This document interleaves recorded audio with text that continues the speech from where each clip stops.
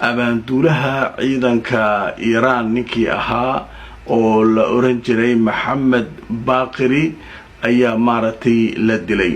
waxaa sidoo kale la dilay sida la leeyahay taliyaha ciidanka ilaalada kacaanka ee iiraan generaal xuseen salaami ninka la yiraahdo ayaa isaguna maaragtay weerarka lagu dilay.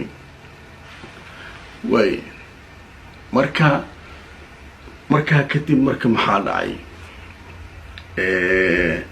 waxaa sidoo kale la dilay nin kale oo sarkaala oo lagu magacaabo taliyaha ciidanka khaatimul anbiyaai guutada la yiraahdo ee militariga generaal gulaam cali rashiid ninka la yiraahdo ayaa isaguna la dilay sida la leeyahay.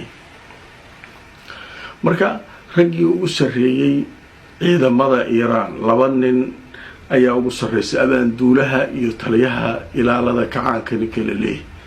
labadaba marka halkaas maaragtay waa laga takhalusay oo maaragtay waxaa la leeyahay labadoodiiba maaragtay weerarka ayaa salfaday. ninkii marka ugu sarreeyay ayatullaahiga iiraan marka muxuu leeyahay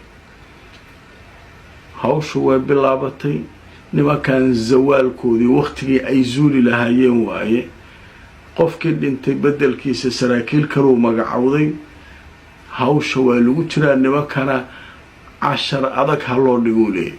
waxaan dhahayaa ninka ayatullaahiga cali khamani ninka la leeyahay